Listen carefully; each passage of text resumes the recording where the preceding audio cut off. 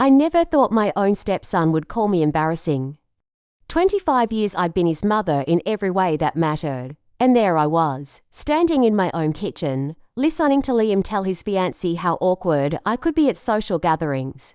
The irony wasn't lost on me, this coming from a man whose graduate school tuition I'd paid, whose rent I'd covered for 3 years, whose emotional breakdowns I'd weathered without complaint. But what really struck me was how carefully he'd rewritten our family history, erasing every sacrifice I'd made while painting himself as the self-made success story. Did he really think I'd stay silent forever? Before we jump back in, tell us where you're tuning in from. And if this story touches you, make sure you're subscribed because tomorrow I've saved something extra special for you. The silver-framed wedding photo on my mantelpiece tells a story that Liam would prefer to forget. In it, I'm 41, standing beside Henry in my simple cream dress, while 12-year-old Liam fidgets in his too big suit. What the photo doesn't show is how that boy had been shuffled between his biological mother and Henry for years, never quite belonging anywhere until I came along. I remember the first time Liam called me Mom. He was 14, crying over a failed history test, and the word just slipped out. Henry was grading papers in his study, always grading papers, so it was me who sat on Liam's bed, helped him organize his notes, and showed him how to break down complex historical events into manageable pieces. "You're really good at this, Mom," he'd said, and my heart had nearly burst. Those were the golden years, before life taught us both harder lessons. I'd retired early from my principal position at Magnolia High to focus on our family, a decision Henry supported but never quite understood. "You're giving up your career for a teenager who isn't even yours," my sister had said. But she was wrong. Liam was mine in every way that counted. The house on Trad Street became our sanctuary. I'd inherited it from my grandmother, a sprawling Charleston single house with its signature side porch and hidden garden. Henry loved the literary history. Apparently Edgar Allan Poe had once visited the previous owners, but I loved how the morning light filtered through the old wavy glass windows, casting gentle shadows on Liam's homework spread across the dining room table. I taught him to cook in that kitchen, my hands guiding his as he learned to fold biscuit dough. I stayed up with him through teenage heartbreaks, college applications, and that terrible period sophomore year when he couldn't decide on a major and thought he might drop out entirely. "Everyone expects me to be brilliant like Dad," he confessed one night, "but what if I'm just ordinary?" "Ordinary people change the world every day," I told him. "Look at me, I spent 30 years teaching high school students. Nothing extraordinary about that, but I like to think I made a difference." Henry passed away when Liam was 27, a sudden heart attack that left us both reeling. The funeral was small, academic colleagues speaking about his contributions to 19th century American literature. But it was Liam who spoke about the man who taught him to appreciate books, and me who held him together afterward. That's when our relationship truly deepened. Liam was struggling to establish himself in journalism, getting laid off from two newspapers as the industry contracted. I offered him the garage apartment, originally Henry's writing retreat, and he gratefully accepted. For 3 years, he lived there rent-free while I helped him navigate career changes, breakups, and the general uncertainty of adulthood. The apartment had good light and a small kitchenette. I'd brought him dinner most evenings, and we'd sit on my back porch, talking about everything from politics to his dating life. He was funny and charming when it was just us, full of stories about his co-workers and dreams about the novel he planned to write someday. When he finally moved out to a downtown loft, I was proud but lonely. The garage apartment felt empty, so I converted it into a tutoring space. That's how I met Jordan, a quiet 15-year-old who'd moved in with his grandmother after his parents' divorce. His reading comprehension was years behind grade level, but he had a hunger for learning that reminded me why I'd loved teaching. "Mrs. Stennis," he'd said during our third session, "why do you do this for free?" "Because education matters," I'd replied. "And because someone once invested in me when I needed it most. That someone had been my own high school English teacher, Mrs. Patterson, who'd stayed after school twice a week to help me with college applications. She'd seen potential in a girl from a working-class family and refused to let financial barriers stop me from attending university. I'd gotten my education, degree on scholarship, and spent my career paying that forward. Now, at 65, I had my routines. Tuesday evenings with Jordan, Thursday book club with Rachel and our circle of retired educators, Saturday mornings at the farmers market on Marion Square. I volunteered at the main library, helping adults with literacy programs, and maintained my grandmother's garden with the dedication of someone who understood that some things grow slowly but last forever. My life was full but quiet, purposeful but unremarkable. I'd made peace with being widowed, with being childless except for my stepson, with the gradual narrowing of possibilities that comes with age. I had my health, my home, and enough savings to live comfortably. More importantly, I had the satisfaction of a life well lived, of students who still sent me Christmas cards, of a young man I'd helped raise who was finally finding his footing, or so I thought. The first crack in that narrative appeared 6 months ago, when Liam started dating Celeste. She was lovely, bright, and ambitious with an infectious laugh, but 29 to his 37. I tried not to judge the age gap, remembering that Henry had been older than me too. But something about their dynamic felt off. Liam became different around her, more polished somehow. Gone was the self-deprecating humour I'd always loved, replaced by a confidence that seemed manufactured. He started wearing expensive clothes I knew he couldn't afford and talking about business ventures that never quite materialized. He's trying to impress her, Rachel had observed during one of our wine nights. Men do that sometimes, especially when they're dating younger women. I'd nodded, but privately wondered if it was more than that. The few times I'd been around them together, I'd noticed how Liam presented himself as entirely self-made, glossing over the years I'd supported him. Not lying exactly, but omitting crucial details. When he announced their engagement last month, I was genuinely happy for them. Celeste seemed to love him, and he clearly adored her. They made plans for a small ceremony in the spring, and Liam asked if they could use the garden for photos. Of course, I'd said yes. It was during the engagement party planning that I first heard him call me embarrassing. I'd been arranging flowers in the kitchen, humming to myself while Liam and Celeste discussed the guest list in the adjacent dining room. They didn't know I could hear them through the old house's thin walls. What about Amanda? Celeste had asked. Should we seat her with the family or honestly, babe, she can be kind of embarrassing at these things. Liam had interrupted. She means well, but she tells these long stories about her teaching days, and she doesn't really understand social cues anymore. Maybe we put her with my dad's old colleagues? My hands had stilled on the hydrangeas. Embarrassing, social cues. As if I was some doddering old woman instead of someone who'd spent decades managing faculty meetings and parent conferences. But that was just the beginning. The conversation that truly shattered my illusions happened 2 weeks later. I'd come home early from the library to find Liam and Celeste on my front porch, deep in conversation. They didn't notice me approaching through the garden gate, and Celeste's voice carried clearly in the still afternoon air.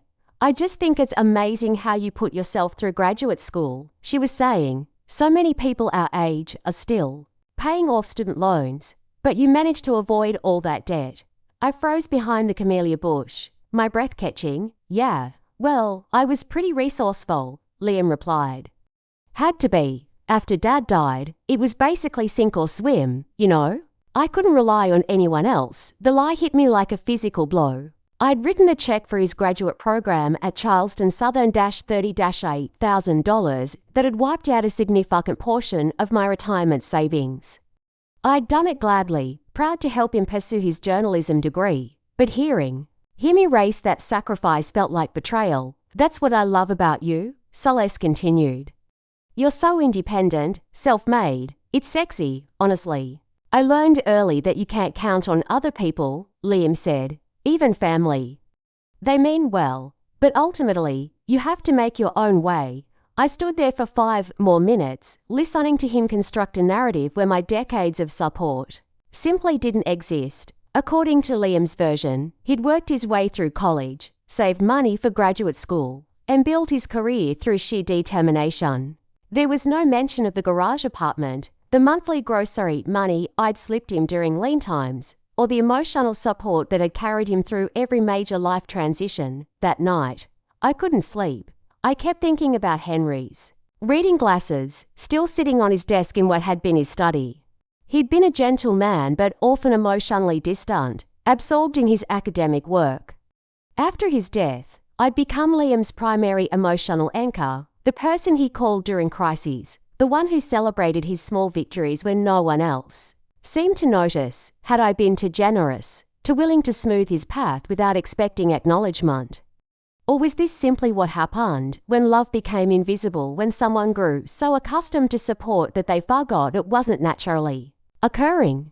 I thought about my students over the years, particularly the ones who'd struggled most.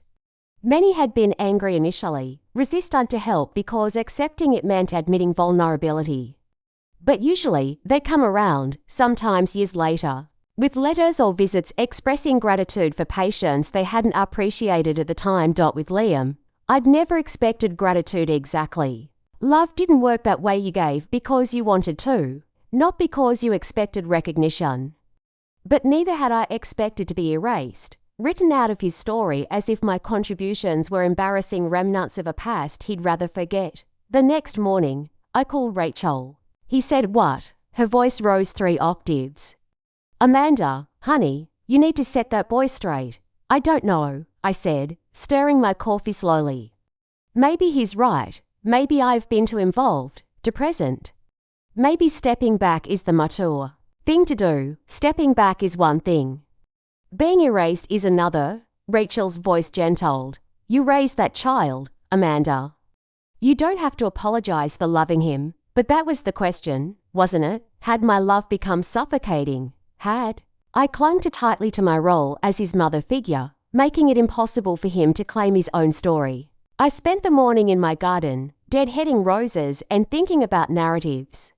As an English teacher, I'd always emphasized to my students that every story had multiple perspectives, that the same events could be interpreted entirely differently, depending on who was telling them. In Liam's version, he was the hero of his own story, a young man who'd overcome adversity through determination and grit. My presence complicated that narrative, made him seem less independent, less impressive. I could understand the temptation to simplify, to edit out the messier truths. But understanding didn't make it hurt less. The lie that changed everything happened on a Tuesday evening in September. I'd been tutoring Jordan in the converted garage apartment when I heard voices from the main house. Through the window, I could see Liam and Celeste in my kitchen, apparently raiding my refrigerator for dinner ingredients. Jordan was struggling with the passage from To Kill a Mockingbird. We'd been working on understanding character motivation when Celeste's laugh carried across the garden. "You know what? I'm going to go grab my water bottle from inside," I told Jordan. "Keep reading that chapter about Scout and Yam." I crossed the brick path between the buildings, my soft-soled shoes silent on the old stones. The kitchen door was open to catch the evening breeze, and I paused just outside, not wanting to interrupt what seemed like an intimate conversation. That pause saved me from interrupting my own character assassination. "Your stepmom is sweet," Celeste was saying, "but I have too. Ask why does she still live in such a big house by herself? It seems kind of wasteful." "Oh, that." Liam's voice carried the dismissive tone I'd been hearing more often lately. "Amanda inherited it from her grandmother. She's never really had to work for anything. You know, principal job was basically handed to her through family connections. And when she married Dad, she pretty much retired to play house." My breath caught. Family connections. I'd earned my position through 15 years of teaching excellence, and to advanced degrees I'd paid for myself through night school. "But she seems so ... double quotes." Celeste paused, searching for words. "Involved in your life." "Too involved." Honestly, Liam opened what sounded like a wine bottle. "She never had kids of her own, so she kind of latched onto me. It was fine when I was younger. But now it's a bit much. She acts like she's my real mother, when really, she just married into the family when I was already half grown." "That must have been hard," Celeste said sympathetically. "Having a stepmother try to replace your real mom?" "Exactly," Liam's voice warmed. "My biological mother lives in Atlanta now. She's a successful real estate agent, remarried to a great guy, but Amanda always tried to compete with her, you know? Always pushing herself into situations where she didn't belong. I gripped the door frame to steady myself. His biological mother, Karen, had been largely absent from his life after the divorce. She'd missed his high school graduation, his college ceremonies, every major milestone. I had extensive correspondence with her from those early years, polite but distant exchanges where she made it clear she considered Liam to be Henry's responsibility. The thing is, Liam continued, Amanda means well, but she doesn't understand. Boundaries, like, she still tries to give me money sometimes, as if I can't take care of myself. It's embarrassing. Money? Celeste sounded surprised. Yeah, she slipped me a check for my birthday or Christmas, always with some note about helping out. I usually just donate it to charity because I don't want to encourage the behavior. I've been financially independent since college had to. After Dad died, but she can't seem to accept that I'm an adult. The check. Last Christmas, I'd given him $500 specifically because he'd mentioned struggling with car repairs. He'd hugged me, said it was exactly what he needed, promised to pay me back when his freelance checks came through. Now I learned it had gone to charity. That's actually really mature of you, Saleh said. A lot of people would just take the money. Well, I was raised to be self-sufficient. Dad taught me that accepting handouts, even from family, makes you weak. It's better to struggle and succeed on your own terms than to owe people. I thought about Henry, who'd borrowed money from me during our marriage to attend academic conferences, who'd let me handle all the household finances because numbers stressed him out. This philosophy of self-sufficiency was entirely Liam's invention. I love that about you, Saleh said. It's so different from my ex, who was always asking his parents for help. You're a real man. I try to be. It helps that I don't have any student loans hanging over me. I worked 3 jobs to pay for graduate school. Wasn't easy, but it was worth it for the independence. 3 jobs. The creative writing was getting more elaborate. I had the bank statements to prove I'd written that tuition check, had the thank you card he'd sent afterward, praising my incredible generosity and promising to make you proud with this degree. Wow, Celeste breathed. 3 jobs and graduate school. That's incredible, like I said, sink or swim. When you don't have family money to fall back on, you find a way, family money. As if my teacher's pension and inherited house made me some kind of trust fund baby. As if the $38,000 for his degree had been pocket change instead of a significant sacrifice that had delayed my own retirement plans. I backed away from the door, my legs unsteady. Jordan was still reading when I returned to the apartment, but I couldn't focus on his questions about Scout's moral development. My own moral universe had just shifted dramatically. Mrs. Stennis. Are you okay? Jordan's young voice was concerned. You look kind of pale. I'm fine, honey. Just tired. Why don't we call it a night? We'll pick up here next week. After Jordan left on his bike, I sat in the growing darkness of the apartment, surrounded by the remnants of Henry's writing life. His books still lined the shelves. His fountain pen collection still sat in its wooden case. This had been his sanctuary, the place where he'd worked on his never-finished novel about Charlestown during the Civil War. I'd given this space to Liam for 3 years, watching him struggle with his career changes, offering encouragement and practical support. He'd been grateful then, or seemed to be. We'd had long conversations about his dreams, his fears, his hopes for the future.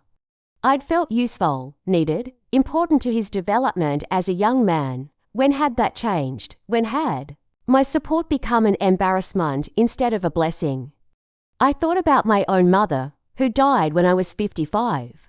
She'd been a seamstress, working from home to help support our family, and I'd often felt embarrassed by her occupation when I was young.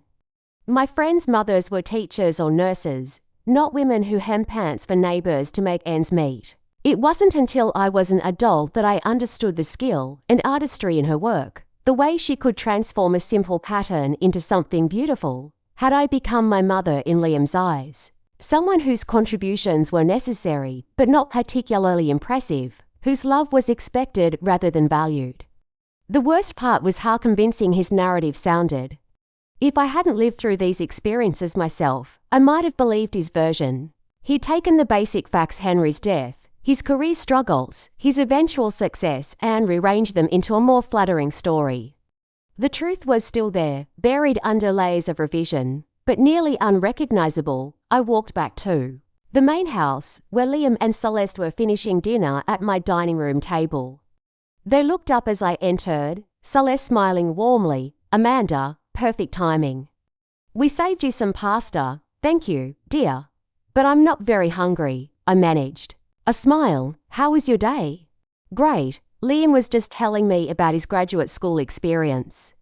So inspiring. I can imagine working 3 jobs while studying journalism." I looked at Liam, waiting for him to correct the story, to acknowledge even a small piece of the truth. Instead, he smiled modestly and changed the subject. "How's Jordan doing with his reading?" "Making progress," I said carefully. "He's a bright boy. Reminds me of some of my former students who just needed someone to believe in them." "That's nice," Liam said, but his tone suggested he wasn't really listening. "Celeste, should we head out? That documentary starts at 9. They gathered their things, Celeste giving me a quick hug goodbye. "Thanks for dinner. Well, for the kitchen. Access anyway, anytime, sweetheart." I watched them leave, Liam's hand possessive on Celeste's back as they walked to his car. The same car I'd co-signed for when his credit wasn't quite good enough for the loan. Another detail that wouldn't make it into his self-made narrative. That night, I called my sister in Colombia. "Patricia, can I ask you something?" "Of course. What's wrong? You sound upset. Do you think I've been too involved in Liam's life? Too much of a mother figure?" Patricia was quiet for a moment. She'd never had children herself, had always been a little mystified by my devotion to my stepson. "I think," she said carefully, "that you've been exactly what that boy needed. Whether he recognizes it or not, but maybe he's right to want distance. Maybe I've been embarrassing, trying to be something I'm not." Amanda Jongstanis, Patricia's voice turned sharp. "I've watched you raise that child from the time he was 12 years old. I've seen you sacrifice your own plans, your own money, your own social life to make sure he felt loved and supported. If he's embarrassed by that now, it says something about him, not you, but a no buts. You know what I think? I think he's rewriting history because it's easier than feeling grateful. Gratitude is uncomfortable, especially for men. It makes them feel dependent, less masculine. So he's turning your love into something suffocating instead of something precious." I sat with that thought after we hung up. Was it possible that Liam's narrative wasn't about me at all, but about his own discomfort with being helped? Had my presence become a reminder of his own vulnerability, his own need for support during difficult times?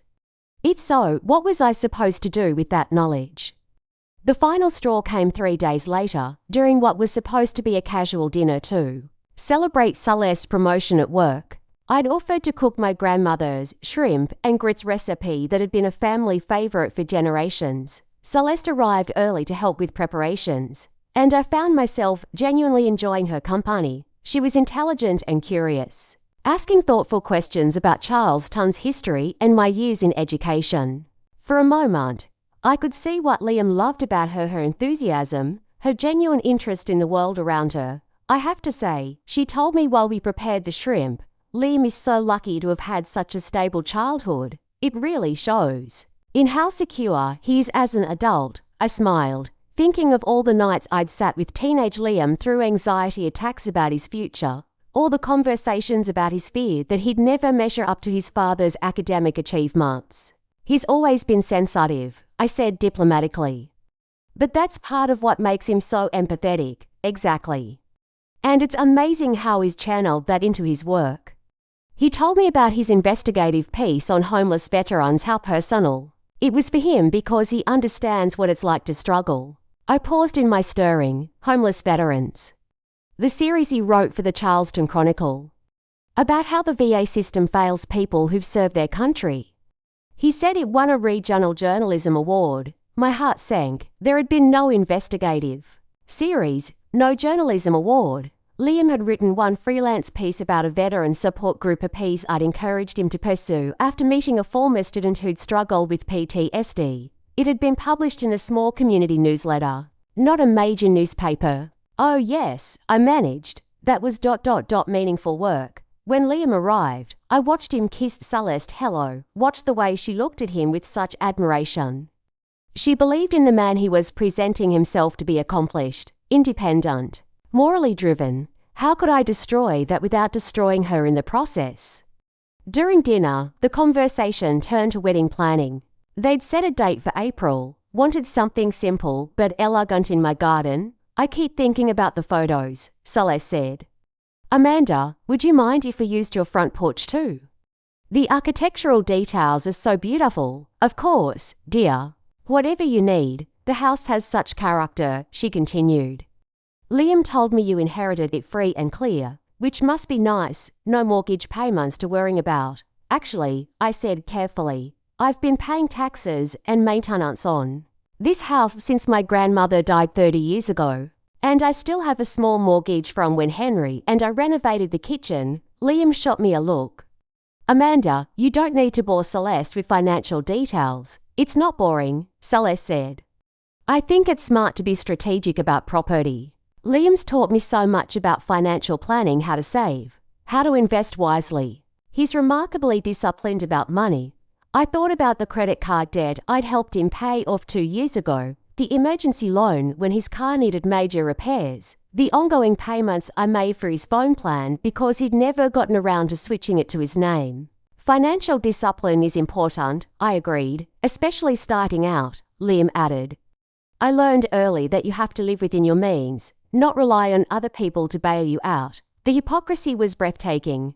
I set down my fork, no longer able to pretend I was enjoying the meal. Double quotes Liam, I said quietly. Can I speak with you in the kitchen for a moment? Sure, he said, but his tone was wary. In the privacy of the kitchen, I turned to face him. What exactly are you doing? What do you mean? The lies, Liam, the complete rewriting of your history. Do you think I don't remember paying for your graduate school? Co-signing your car loan, supporting you for 3 years while you figured out your career. His face blushed. Amanda, I don't know what you think you heard. I heard you tell Celeste that you worked 3 jobs to pay for graduate school. I heard you say you've been financially independent since college. I heard you dismiss every sacrifice I've made as embarrassing interference. Look, he said, his voice tight. I appreciate everything you've done, but Celeste doesn't need to know every detail of my past. Some things are private. Your past. Liam, I'm not your past. I'm your family. I'm sitting right here, and you always will be, he said. But there was something rehearsed about the words. But I need Celeste to see me as a man, not as someone who needed his stepmother to take care of him. Those aren't mutually exclusive. To her they are.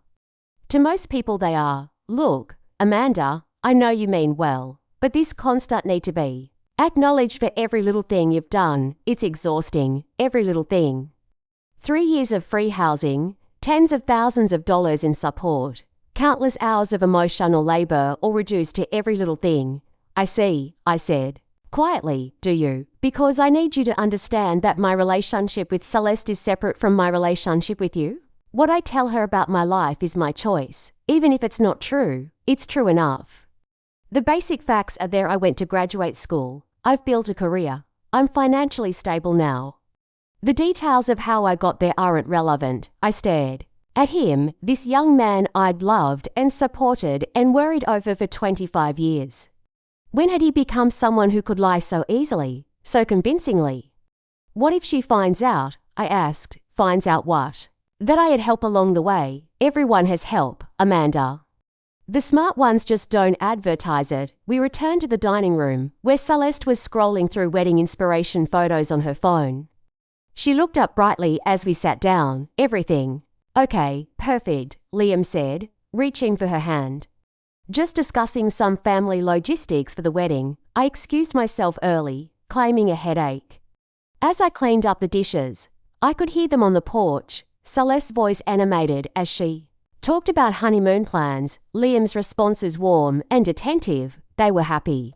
They were in love, and their happiness was built on a foundation of lies that erased my existence from his story. What kind of person would I be if I destroyed that? What kind of person was I if I didn't? The weight of Liam's deception settled over Me like Charles Ton summer humidity oppressive, inescapable, colouring every interaction. I found myself analysing our conversations for additional lies, questioning memories I thought were shared experiences. Had he always been this comfortable with manipulation, or was this something new? Rachel noticed my distraction during our Thursday book club meeting. We were discussing The Seven Husbands of Evelyn Hugo, and while the other ladies debated the ethics of reinventing yourself, I sat quietly, thinking about my own situation. Amanda, you've been unusually quiet, Rachel said as we were packing up. Everything all right? Fine, I said automatically, then caught myself. Actually, no.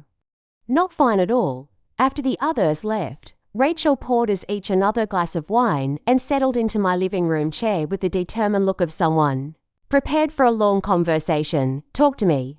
I told her everything: the overheard conversations, the lies about graduate school, the casual dismissal of my role in his life. Rachel's expression grew darker with each revelation. That little shit, she said, finally. Pardon my French. But, Amanda, this is unacceptable, is it, though? I swirled my wine, watching the deep red liquid catch the lamplight. Maybe I've been too involved. Maybe he's right to want his own narrative. There's a difference between wanting independence and rewriting history. You didn't just help him, honey, you raised him. You were his mother when his real mother couldn't be bothered. But was I? Really, I mean, legally, I was just his father's wife.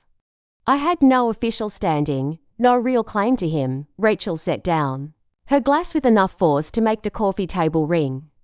Amanda Zhong, I've known you for 15 years. I watched you cry when he graduated college, watched you worrying when he couldn't find steady work, watched you celebrate every small success like it was your own. That boy has been your son in every way that matters. And if he can't see that now, it's because he's chosen not to. But maybe that's what growing up means, I said quietly. Maybe part of becoming an adult is separating yourself from the people who helped you, creating your own story. Or maybe, Rachel said, he's just being selfish. I thought about that conversation over the weekend as I worked in my garden. The fall flowers were coming in beautifully, my grandmother's heirloom chrysanthemums blooming in clusters of gold and burgundy. This garden had been my anchor through every major life transition, the one constant that never judged or disappointed. My phone buzzed with a text from Liam. Can you meet for coffee Monday?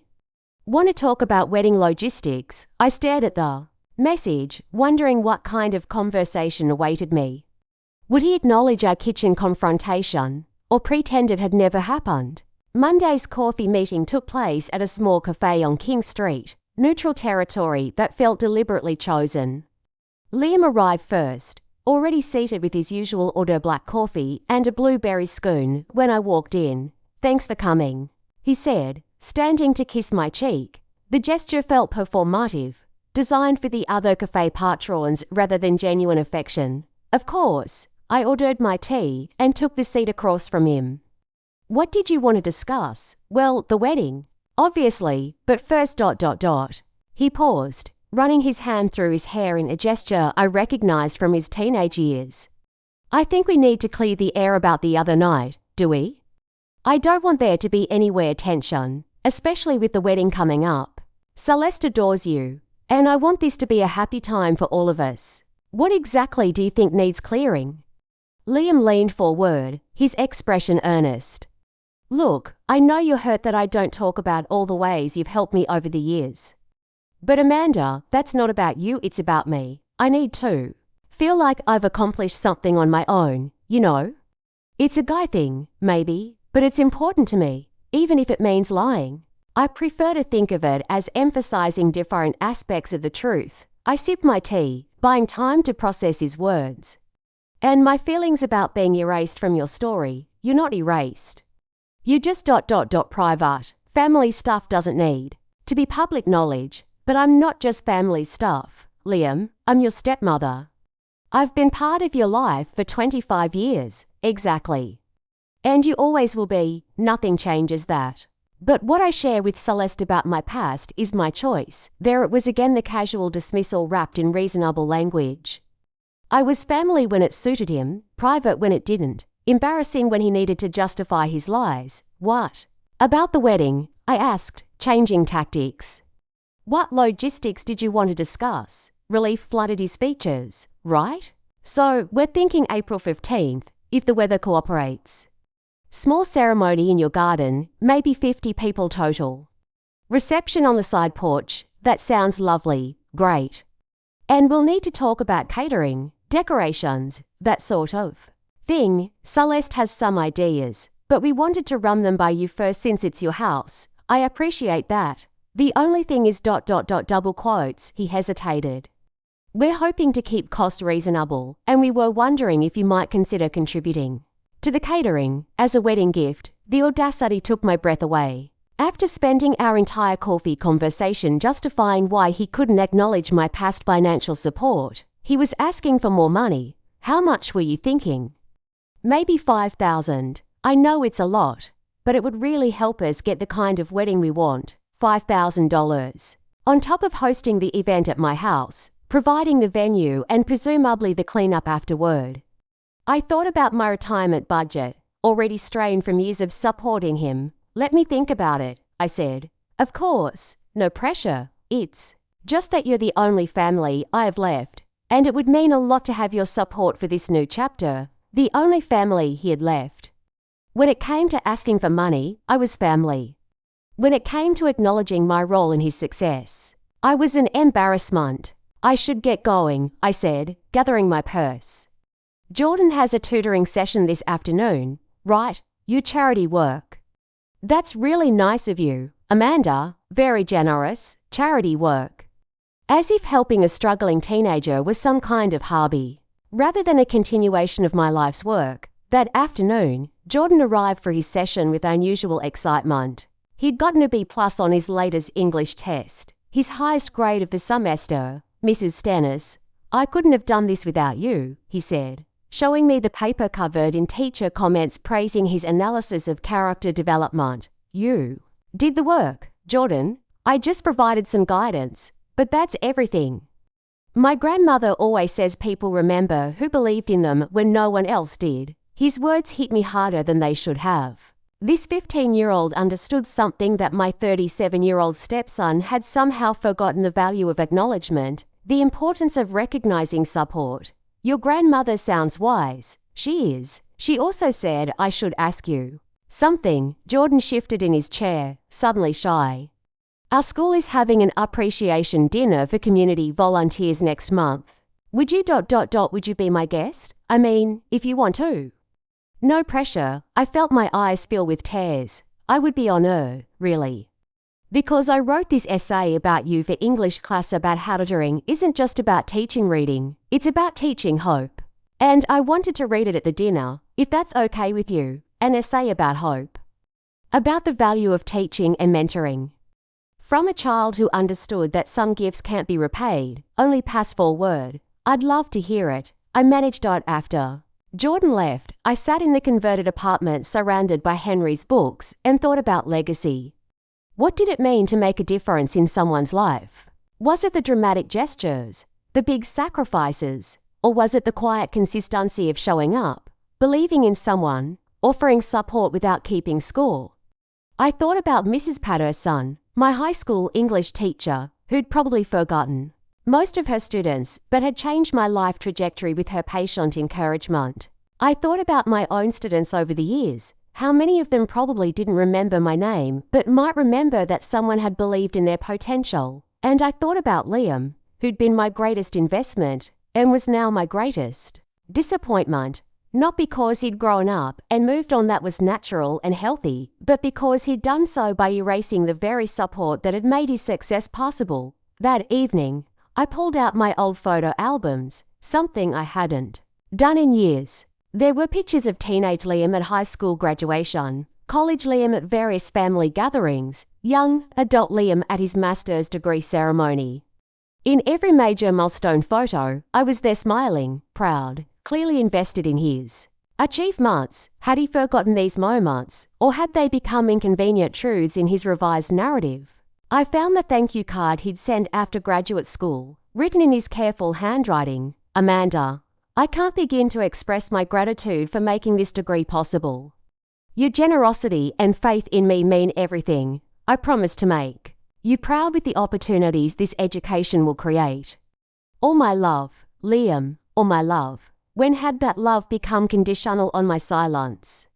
My phone rang, interrupting my melancholy trip down memory lane. It was Patricia. I've been thinking about our conversation, she said without preamble. And I have something to tell you. What's that?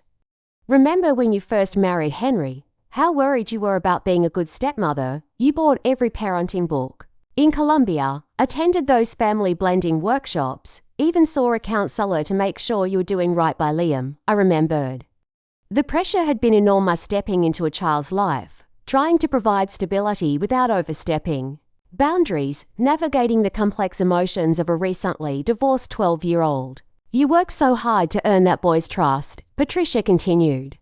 And you did earn it. You became his mother in every way that counted. So don't you dare let him convince you now that you were somehow inappropriate or embarrassing for loving him. But maybe I was too much.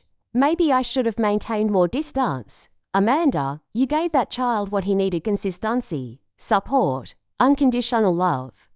If he's embarrassed by that now, it's because he's forgotten what it was like to need those things. After we hung up, I made a decision that surprised me. I called the Charleston Chronicle, the newspaper where Liam claimed to have written his award-winning investigative series. Hi, I told the receptionist. I'm trying to find information about a journalist who used to work for you, Liam Stennis. Hold on, let me check our records. After a few minutes, she returned to the line. I'm not showing anyone by that name in our employment records. Are you sure about the spelling? Quite sure. What about freelance contributors? He might have written a series about homeless veterans.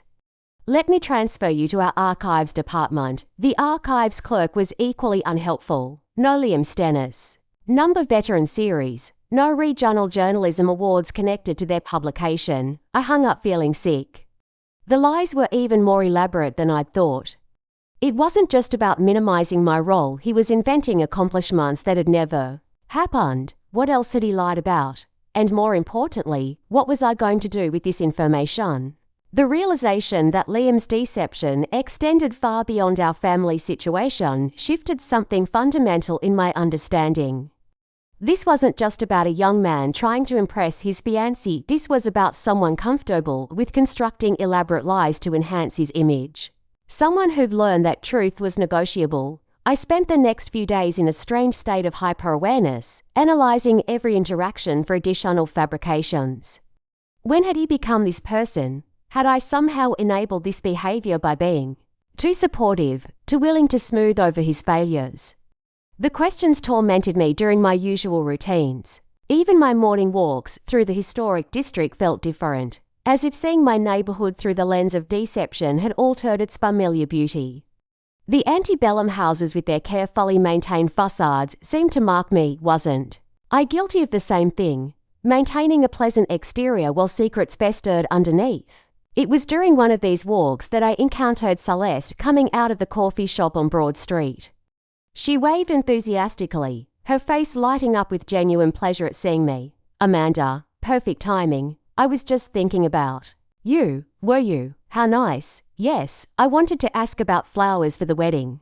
Liam mentioned you might have suggestions since you're such an amazing gardener. We fell into step together, walking toward the Battery. Celeste's enthusiasm was infectious despite my conflicted feelings about the situation. I'd be happy to help. With flowers, I said. What kind of look are you hoping for? Something classic but not stuffy. You know, Liam says you have incredible taste.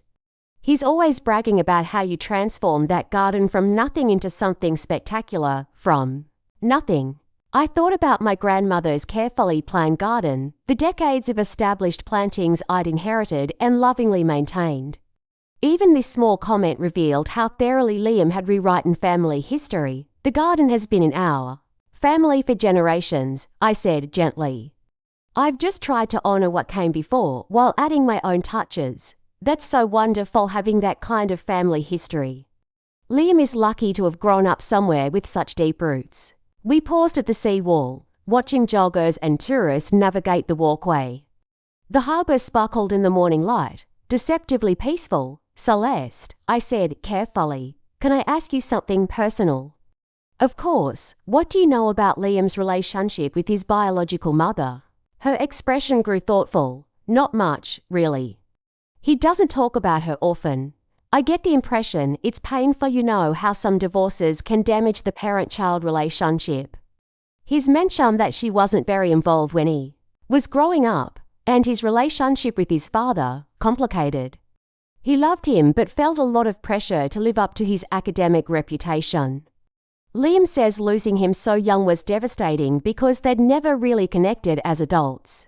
This version contained more truth than most of his stories, though simplified and edited for maximum emotional impact. Henry had indeed been somewhat distant, and Liam had struggled with feeling inadequate compared to his father's intellectual achievements. What about his childhood generally? What has he told you? Celeste leaned against the seawall, her expression growing more animated. Honestly, it sounds like it was pretty tough. Moving between his parents' houses, never feeling quite settled. Anywhere, he talks about feeling like an outsider, a lot too young to understand the adult drama, but old enough to feel responsible for keeping everyone happy. This rang true as well. Liam had indeed struggled with loyalty conflicts during his parents' divorce and its aftermath. But he also says you made a huge difference, Celeste continued. How you provided stability during his teenage years helped him feel like he belongs somewhere. He credits you with teaching him what family actually means. I stared at her in surprise. He said that, all the time. He gets this soft look when he talks about you, like when he mentions how you never missed a school event, or how you helped him through his college anxiety, or the way you'd sit up with him when he had insomnia during finals week. He says you taught him that love is about showing up consistently, not just the big dramatic gestures. The cognitive dissonance was staggering. In private with me, I was embarrassing and intrusive. With his fiancée, I was the source of valuable life lessons about love and family. I'm glad he feels that way. I managed. Oh, he does, sometimes. I'm actually jealous of how close you two are. My own stepmother ... double quotes, she shrugged. Let's just say it's not the same dynamic. We parted ways with plans to meet the following week to discuss flowers. I walked home in a daze, trying to reconcile Celeste's version of Liam's feelings with his actual behavior toward me. That afternoon brought another revelation when I decided to organize Henry's study. I'd been putting off this task for years, but recent events had stirred up so many memories that I felt compelled to deal with the physical remnants of our shared life. In Henry's desk drawer, I found a folder labeled Family Finances, his meticulous records of household expenses and major purchases. Leafing through it, I discovered something that stopped me cold. A copy of Liam's college loan documents. According to these papers, Henry had co-signed for nearly $60,000 in student loans, but I distinctly remembered Liam telling Celeste that he'd graduated debt-free, having worked his way through school. I kept digging and found more discrepancies. Henry's record showed regular payments to Liam throughout college money for books, rent, living expenses. There were cancelled checks for car insurance, phone bills, even a spring break trip to Florida senior year. If Henry had been supporting Liam financially throughout college, and I'd paid for graduate school, when exactly had this financially independent, self-made narrative begun? I called Patricia that evening, needing to talk through my discoveries. I'm finding all these records showing Henry supported Liam much more than I realized, I told her. Financial support that directly contradicts the story he's telling Celeste. What kind of support? College expenses, living costs, even loan co-signing. Patricia, if you add up what Henry spent plus what I've contributed over the years, we're talking about well over $100,000. Maybe closer to $200,000 when you factor in the free housing, car insurance, all the smaller expenses. Patricia was quiet for a long moment. Amanda, honey, I think you need to seriously consider what you're going to do with this information. What do you mean? I mean, this girl is about to marry someone who's fundamentally dishonest about his past. Don't you think she deserves to know who she's really marrying? But it would destroy their relationship. And maybe the lies aren't really about core character. Maybe he just wants to feel successful in her eyes. Or maybe he's a narcissist. Who's rewritten history to make himself the hero of every story? Amanda, people who lie this easily about their past don't suddenly become truthful about their future. After we hung up, I couldn't sleep. I kept thinking about Celeste's trusting face, her obvious love for the man she thought Liam was. Did I have a moral obligation to tell her the truth? Or would that make me just as manipulative as Liam? I also thought about my own complicity. By staying silent, wasn't I enabling his deception? But by speaking up, wouldn't I be betraying the family bonds that had sustained me for 25 years? The next morning brought an unexpected visitor. I was deadheading roses when a car pulled into my driveway. A woman in her 50s got out, well-dressed but nervous, and approached my garden gate. "Excuse me, are you Amanda Stennis?" "Yes, can I help you?" "I'm Sarah Mitchell, I think we need to talk about Liam." My heart sank. "I'm sorry, who are you?" "I was engaged to him 3 years ago." Before Celeste, the world tilted slightly. I didn't know he'd been engaged before. Most people don't. The engagement ended rather dramatically. "May I come in?" This isn't really a conversation for the garden. I led her to my kitchen, my hands trembling as I prepared tea. Liam had never mentioned a previous engagement, never brought anyone serious home to meet me. Yet another piece of his history that had been carefully edited. What happened? I asked, setting the teacup in front of her. Sarah wrapped her hands around the cup as if seeking warmth. "We were together for 2 years. I thought I knew him, thought we were building something real together. He lived in my apartment, we talked about marriage, made plans for the future. And I found out he was lying about almost everything. His job, his finances, his education credentials. Sarah, the man I thought I was in love with simply didn't exist." My throat felt tight. "What kind of lies?" He told me he had a master's degree in journalism from Charleston Southern. When I called to verify it for our wedding announcement, they had no record of him. He claimed to work as a freelance investigative journalist, but I could never find any of his published articles. He said his stepmother died years ago, which is why he was estranged from his family. I gasped. "He told you I was dead?" "Not just dead, he made up this whole tragic story about how you'd been killed in a car accident when he was in college, and how the trauma had made him unable to trust people easily. It explained why he was so secretive about his past. Why? I never met any family members. The cruelty of it took my breath away. Not only had he erased me from his current narrative, he'd literally killed me off in his previous relationship. How did you find out the truth? I hired a private investigator. Not because I suspected he was lying, but because I wanted to surprise him with a memorial donation in your name for our wedding. I thought it would be a meaningful gesture. Oh my God, the investigator came back with records showing you were very much alive, that Liam had been living in your garage apartment while we were dating, and that you'd recently paid off a significant credit card debt for him." Sarah's voice grew bitter. "Turns out the rent he was supposedly paying me for living expenses. You were providing it." I felt sick. During the time Liam had been living with me, recovering from his newspaper layoff, he'd been maintaining a relationship with someone else, someone who thought she was supporting him while I was actually footing the bills. "What did you do when you found out?" Confronted him. He tried to explain it away, said he'd been protecting me from complicated family dynamics, said he'd lied about the degree because he was embarrassed about not finishing. But the more he talked, the more lies unraveled. I realized I didn't know this person at all. "So you broke up?" "I threw him out, literally, changed the locks, sent his stuff to your address in boxes. I never wanted to see him again." We sat in silence for a moment, processing the implications. "Why are you telling me this?" I asked finally. "Because I heard, through mutual friends, that he's engaged again. And because I've been carrying around this guilt for 3 years, wondering if I should have warned you about what he was doing. Using your money to finance a relationship with someone who thought he was financially independent. I had no idea," I figured. The investigator's report painted a picture of someone who'd been incredibly generous, with him almost maternal. I couldn't reconcile that with the story he told me about your death. Sarah leaned forward, her expression earnest. "Look, I don't know what he's told this new fiancée, but if the pattern holds, she doesn't know the truth about his past. About you, about his finances, about his real situation. Telling and preparing this story took us a lot of time, so if you are enjoying it, subscribe to our channel. It means a lot to us. Now back to the story. Her name is Celeste. And you're right, she thinks he's self-made, that he worked his way through graduate school and has always been financially independent. Then she's marrying a fantasy, the same fantasy I almost married. After Sarah left, I sat in my quiet house feeling like I'd been hit by a truck.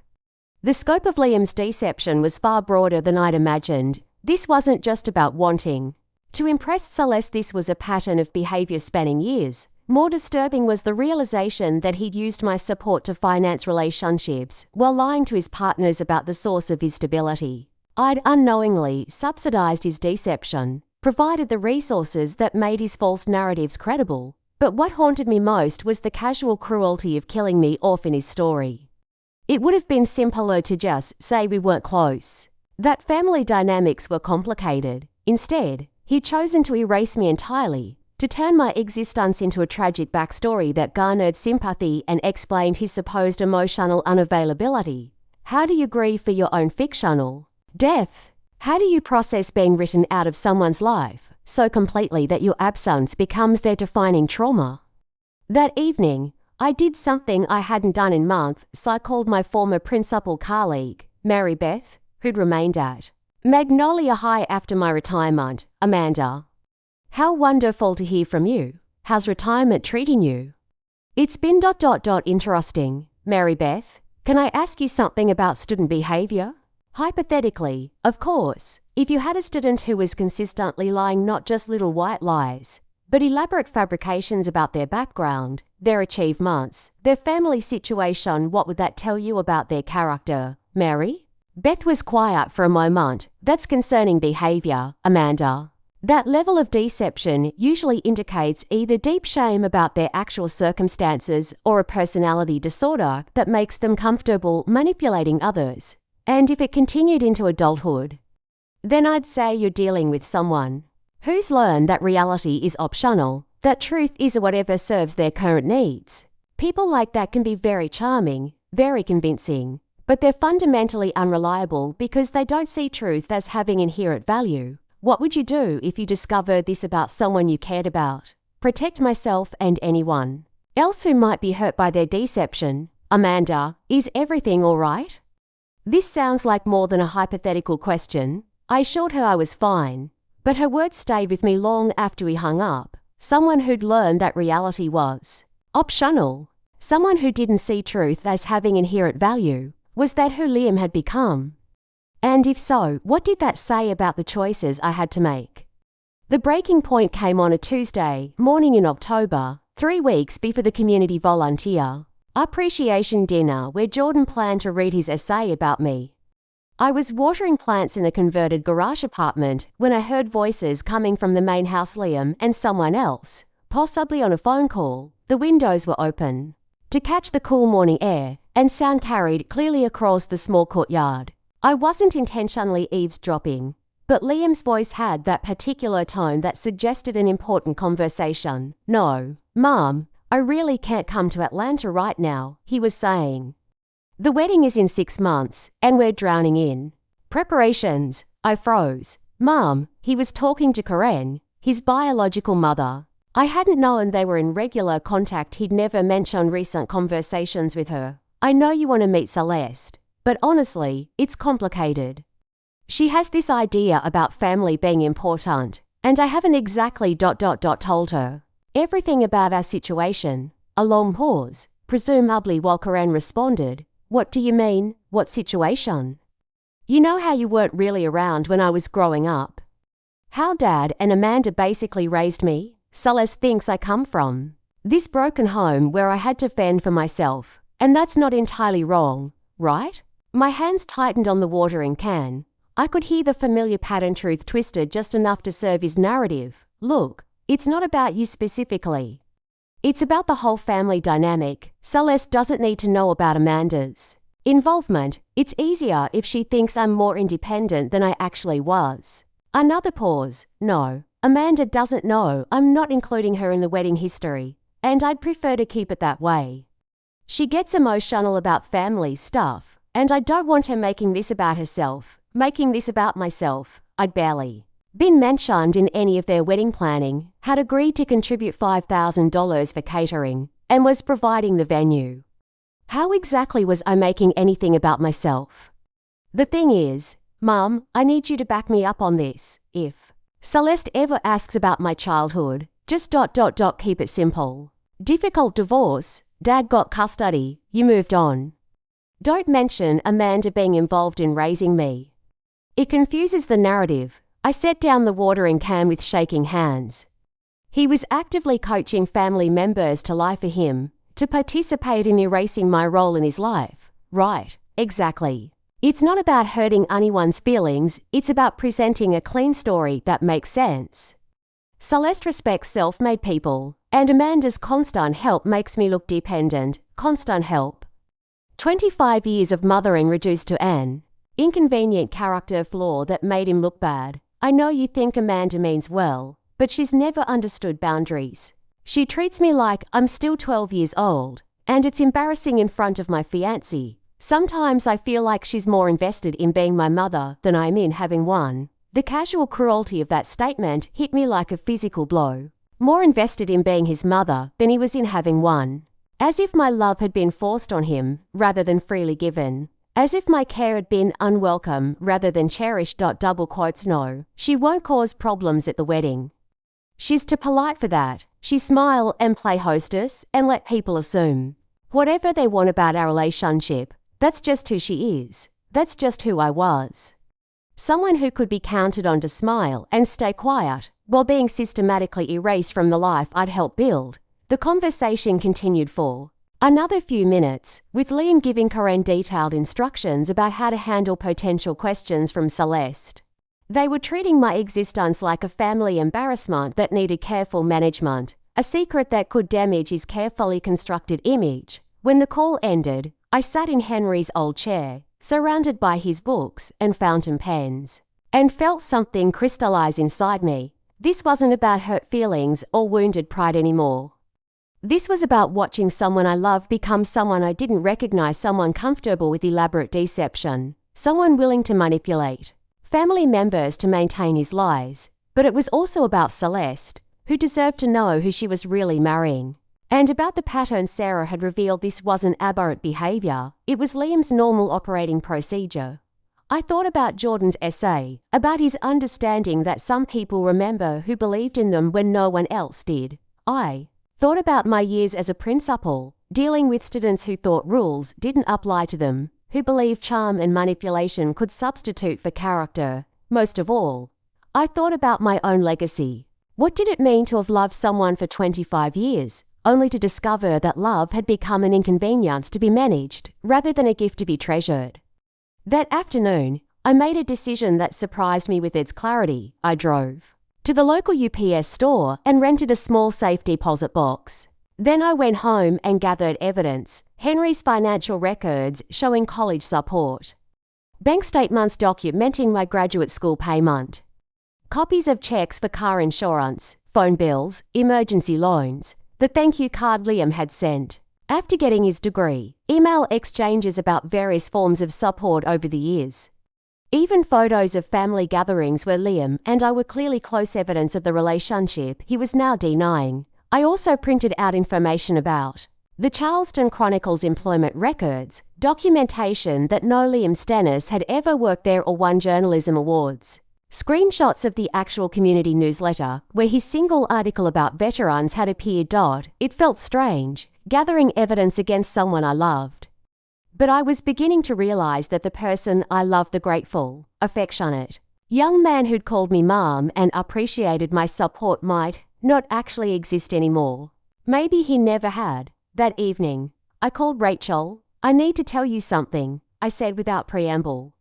And I need you to listen without trying to fix it or give advice. Okay, that sounds serious. I told her about Sarah's visit, about the phone conversation I'd overheard, about the scope of deception I'd uncovered.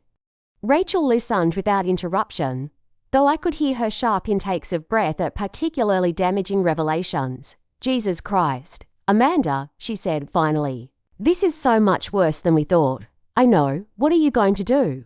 I'm going to tell Celeste the truth. Silence on the other end of the line. Rachel? I'm here. I'm just ... Are you sure? This will end their engagement, probably.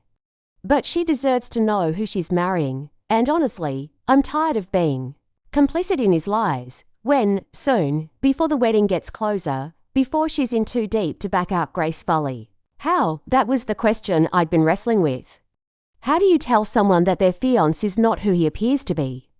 How do you present devastating information in a way that's caring rather than vindictive? I don't know yet, but I'll figure it out. After we hung up, I sat in my garden as the sun set, watching the last light fade from the sky. This place had been my sanctuary for decades, the spot where I'd made every major life decision. It seemed fitting that I'd make this one here too. I thought about the person I'd been when I married Henry, idealistic about family, eager to create the kind of home I'd dreamed of as a child. I'd wanted to be the mother who showed up consistently, who provided unconditional love and support, who helped guide a young person toward adulthood. In many ways, I'd succeeded. Liam had become a functional adult with skills and education and opportunities. But somewhere along the way, he'd also become someone who took that success for granted, who felt entitled to support without acknowledgement, who could rewrite history to suit his convenience. Maybe that was partly my fault. Maybe I'd made it too easy for him, smoothed too many paths, protected him from too many consequences. Maybe unconditional love, without expectations of gratitude or honesty, created people who felt entitled to both support and secrecy. Or maybe this was simply who Liam had always been underneath, someone capable of great charm when it served his needs, but fundamentally selfish in ways that became apparent only when his interests conflicted with truth. Either way, I was done enabling it. The next morning, I called Celeste. Amanda. How nice to hear from you. What's up? I was wondering if you might have time for coffee this week, just the two of us. There are some things I'd like to discuss about the wedding, of course. I'm free Thursday afternoon if that works. Perfect. How about that little place on King Street? Around 2, sounds great. Is everything okay? You sound a little ... serious. Everything's fine, dear. I just think it's time we had a proper conversation. After I hung up, I felt a strange sense of calm. The decision was made. In 3 days, I would tell Celeste the truth about the man she planned to marry. Whatever happened after that would be up to her. I spent those 3 days carefully planning what I would say and how I would say it. This wasn't about revenge against Liam or vindicating my own hurt feelings. This was about giving another woman the information she needed to make an informed decision about her future. I also spent time with Jordan, treasuring his uncomplicated gratitude and genuine affection. Whatever happened with Liam, I still had the knowledge that my care and attention could matter, could be valued and acknowledged. Mrs. Stannis, Jordan said during our Tuesday session, can I ask you something personal? Of course. Do you have any kids of your own, besides the stepson you mentioned? No. Jordan, just Liam? Well, for what it's worth, I think you're a really good mom. Even if it's just part-time with kids like me, part-time mom to kids like Jordan, maybe that was enough. Maybe that was actually better than full-time devotion to someone who'd learned to take it for granted. Thursday morning arrived grey and drizzly, typical Charleston weather for late October. I dressed carefully, not formal enough to seem threatening, but respectable enough to convey the seriousness of the conversation ahead. I arrived at the coffee shop early, claiming a corner table where we could talk privately. When Celeste walked in, she looked radiant as always, her engagement ring catching the light as she waved. Sorry, I'm a few minutes late, she said, settling into the chair across from me. Work has been crazy this week. No problem at all. How's the wedding planning? Coming along, good. Actually, that's something I wanted to ask you about. Liam mentioned you might be contributing to the catering costs. We don't want to impose, but it would really help with our budget. There it was, the perfect opening. Actually, Celeste, that's part of what I wanted to discuss with you today, the catering contribution and some other things about Liam's financial situation that I think you should know. Her expression grew puzzled. His financial situation? Is everything okay? He's not in debt or anything, is he? I took a deep breath, thinking of all the ways this conversation could go wrong, all the pain I was about to cause this lovely young woman who'd done nothing wrong except fall in love with a lie. Celeste, I said gently, there are some things about Liam's past that I don't think he's been entirely honest about. And I believe you deserve to know the truth before you marry him. Her face went very still. What kind of things? I reached into my purse and pulled out a folder containing copies of the most relevant documents. Not everything. I wasn't trying to humiliate Liam or destroy him completely. Just enough evidence to give Celeste a clear picture of who she was really marrying. Things about his education, his career, and his financial independence. Things about our family history and the role I've played in his life. Celeste stared at the folder without touching it. Amanda, what exactly are you trying to tell me? I'm trying to tell you that the man you're planning to marry has been lying to you about fundamental aspects of his life. And I have proof. The silence stretched between us for long moments. Celeste's hands remained folded in her lap, her engagement ring catching the light from the window. When she finally spoke, her voice was carefully controlled. Show me, I opened the folder and began with the graduate school documentation, the cancelled check I'd written for his tuition, the thank you card he'd sent acknowledging my incredible generosity. He told you he worked 3 jobs to pay for graduate school, I said quietly. But I paid the entire $38,000. Here's the proof. Celeste examined the documents, her face growing pale. This is your signature on the check, yes. And here's his thank you note, written in his own handwriting. She read the card silently, her lips moving slightly as she processed his words of gratitude. When she looked up, her eyes were bright with unshed tears. What else? I showed her Henry's records of college support, the loan co-signing, the monthly living expenses, the car insurance payments. Then the evidence of my own contributions over the years, emergency loans, housing support, ongoing financial assistance. According to these records, Celeste said slowly, he's received well over $100,000 in family support. At minimum, when you factor in the free housing, insurance, smaller expenses over the years, it's probably closer to $200,000. But he told me ... She stopped, shaking her head.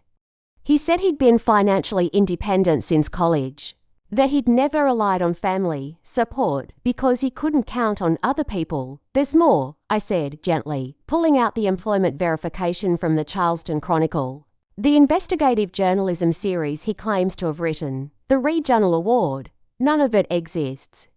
He's never worked for that newspaper. Celeste stared at the document as if it were written in a foreign language, but his clippings, articles, with his byline, one article published in a small community newsletter. Not the major investigative series he described to you. I watched her processing the information, saw the moment when the full scope of the deception hit her. Her hands began to tremble slightly. Why are you telling me this? She asked. Why now? Because you deserve to know who you're marrying. And because ... I hesitated, then decided she deserved the complete truth. Because there was another fiancé 3 years ago. Someone named Sarah Mitchell. He told her the same lies, lived off her financial support while claiming to be independent. When she discovered the truth, she broke off the engagement, another fiancé. Celeste's voice was barely a whisper. He never mentioned her to me either. In fact, during the time he was living with her, he told her I was dead. Killed in a car accident when he was in college. The color drained completely from Celeste's face. He told her you were dead. Apparently, it was easier than explaining why he never brought her around family, why he was secretive about his past. Killing me off in his narrative solved multiple problems at once. Celeste sat back in her chair as if I'd physically struck her. I done single quotes T ... I can't process this. No, it's a lot. It's not just a lot, Amanda. It's single quotes S ... Everything. Every story he's told me about his past. Every conversation we've had about family, about values, about building a life together. None of it was real. The emotions might be real, I said carefully. But the facts he's built them on ... No, those aren't real. She was quiet for several minutes, staring out the window at the people walking past on King Street. Normal people living normal lives, not sitting in coffee shops having their entire understanding of their fiancé dismantled. What am I supposed to do with this information? She asked finally. Whatever feels right to you. I'm not telling you what to think or how to react. I'm just giving you the truth so you can make an informed decision. But you must have an opinion. You must want me to break up with him. I considered the question honestly. I want you to be happy. And I want you to be with someone who treats truth as something valuable, not something optional, whether that's Liam after he gets honest about his past, or someone else entirely. That's not my decision to make. Does he know you're telling me this? No, and I'd prefer to keep it that way, at least initially. What you choose to do with this information is up to you. Celeste gathered the documents, her movements careful and precise. Can I keep these? I need to ... I need to think about this. Of course. I made copies for you. Thank you. I think. She stood up, then sat back down. Amanda, can I ask you something? Anything. If someone lies about things this fundamental ... what else might they be lying about? It was the question I'd been hoping she would ask herself, the one that got to the heart of the matter. I don't know, I said honestly. But I think that's exactly what you need to figure out. After Celeste left, I sat in the coffee shop for another hour, watching Charleston life continue around me. Couples sharing pastries, business people conducting meetings, tourists planning their sightseeing routes, all of them living in a world where truth was generally assumed, where the basic facts people shared about themselves were mostly reliable. I thought about the conversation I'd just had, about Celeste's face as she processed each new revelation. There had been pain there, certainly, but also something else, relief, maybe? The relief that comes when confusing pieces of a puzzle suddenly click into place. That evening, I called Patricia to let her know what I'd done. How do you feel? She asked after I described the conversation. Sad, relieved, scared, all at the same time. Scared of what? Of what comes next. Liam is going to be furious when he finds out. This will probably end our relationship permanently. And how do you feel about that? I thought carefully before answering. Like maybe it ended a long time ago, and I've just been pretending it hadn't. Oh, honey, the person I've been mourning, the grateful, affectionate young man who appreciated my support time, not sure he ever really existed. Or if he did, he's been gone for years. I've been loving a memory, not the person Liam actually became. That's a hard realization, but also liberating. In a strange way. I've been trying so hard to preserve a relationship that was already dead. Trying to be important to someone who'd already decided I wasn't. Patricia was quiet for a moment. What will you do if Celeste decides to stay with him anyway? Some people prefer comfortable lies to difficult truths. Then I'll know I did the right thing anyway. She've made an informed choice instead of being deceived into one. And if she leaves him, then she've dodged a bullet. And maybe Liam will finally face some consequences for his behavior. After we hung up, I sat in my garden as the evening light faded. The October air was crisp, carrying hints of the winter to come. My chrysanthemums were in full bloom, their rich colors defiant against the changing season. I thought about Jordan's upcoming appreciation dinner, about the essay he planned to read about hope and teaching. Whatever happened with Liam, I still had the knowledge that my care and attention could make a difference in someone's life, could be valued and acknowledged. I also thought about Rachel's wine nights and book club discussions, about my volunteer work at the library, about the quiet satisfaction of a life built on genuine relationships rather than convenient fictions. Maybe losing Liam's love or the illusion of it wouldn't be the tragedy I'd imagined. Maybe it would simply be the end of one chapter and the beginning of another. My phone buzzed with a text message. For a moment, my heart jumped, thinking it might be Celeste with questions or Liam with accusations. Instead, it was Jordan, Mrs. Stannis. I finished my essay. Can't wait for you to hear it Tuesday night. Thanks for being the best teacher ever, the best teacher ever. From someone who understood that teaching was about more than transferring information, it was about believing in people, showing up consistently, offering support without keeping score. Everything I'd tried to do for Liam, and everything he'd learned to take for granted, but not everything. Not Jordan, Not my library students, not the countless young people I'd influenced over the years who still remembered that someone had believed in them. Maybe that was enough. Maybe that was actually more than enough.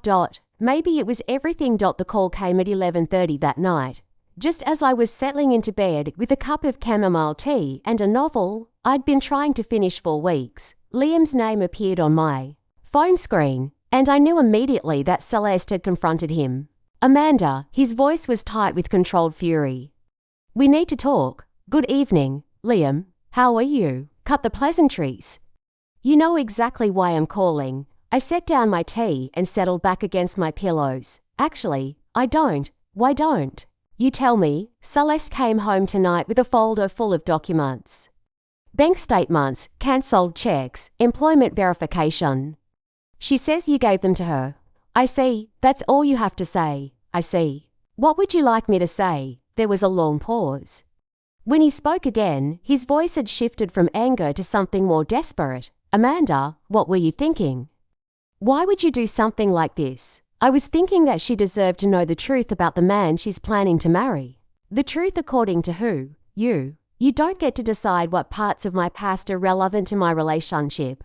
I think lying about fundamental aspects of your education, career, and financial history makes them pretty relevant. Those weren't lies, they were simplifications. Everyone has parts of their past they'd rather not advertise. I felt a familiar exhaustion settle over me. Even now, caught with irrefutable evidence, he was still trying to manipulate the narrative. Liam, you told her you worked 3 jobs to pay for graduate school.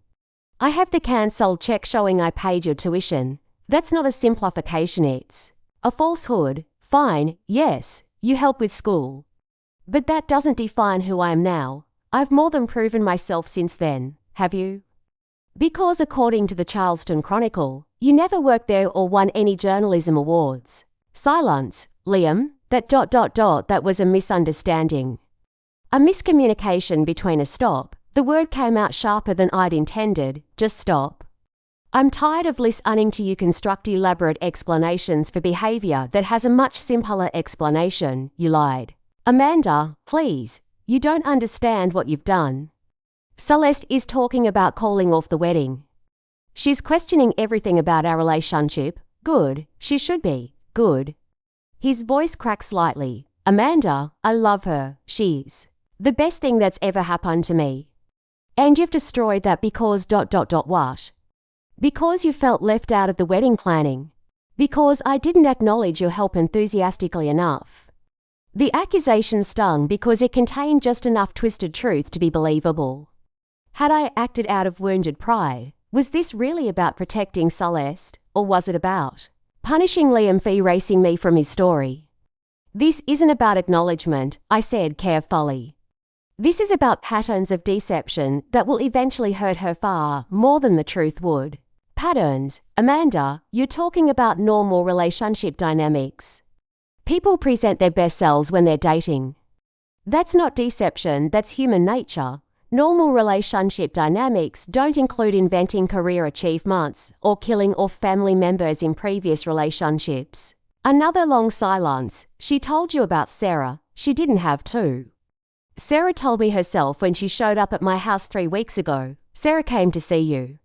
His voice was barely a whisper. She'd heard about your engagement and felt guilty for not warning me about your behavior patterns 3 years ago.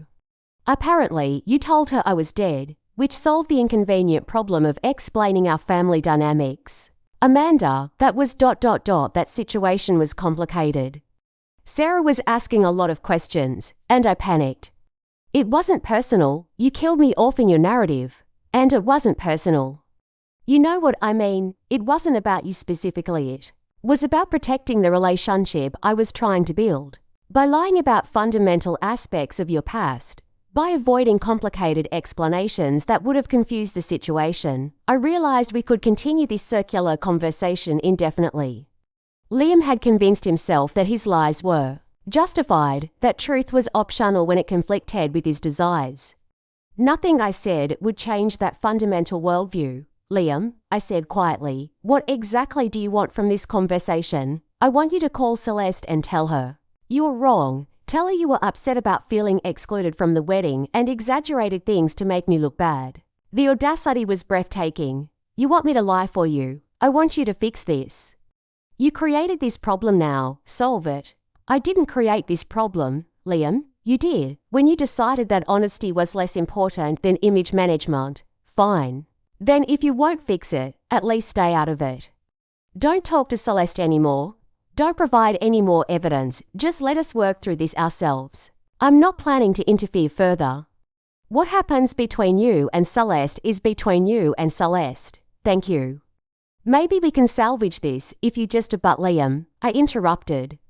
If she asks me direct questions about anything, I'm going to tell her the truth. I'm done being complicit in your lies. The line went quiet for so long, I thought he might have hung up. Amanda, he said finally, his voice cold in a way I'd never heard before. You need to think very carefully about what you're doing here. About what you're willing to sacrifice for your principles. What do you mean? I mean that if you keep interfering in my relationship, if you keep playing these games, you're going to lose me permanently. Is that really what you want? To destroy our family over this? The threat was clear. Support his lies or lose his love. Choose complicity or face abandonment.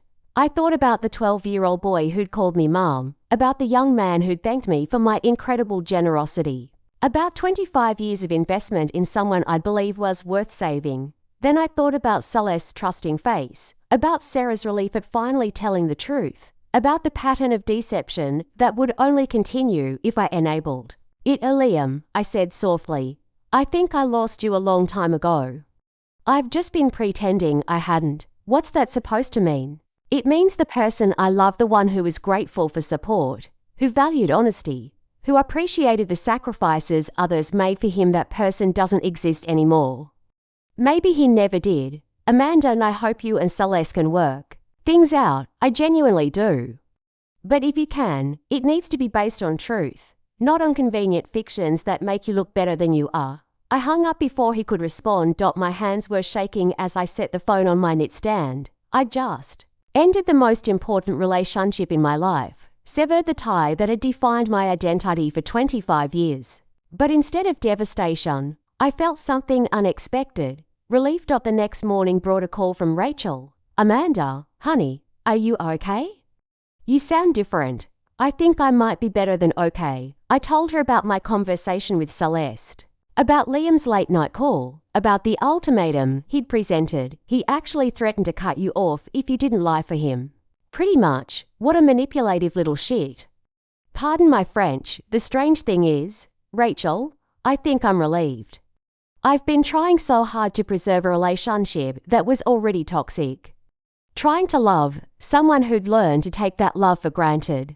How do you feel about potentially losing him permanently? I considered the question honestly.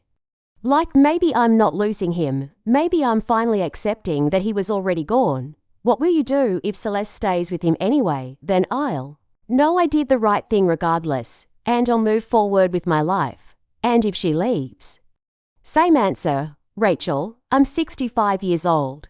I've spent 25 years being defined by my relationship with someone who's learned to see my love as an embarrassment.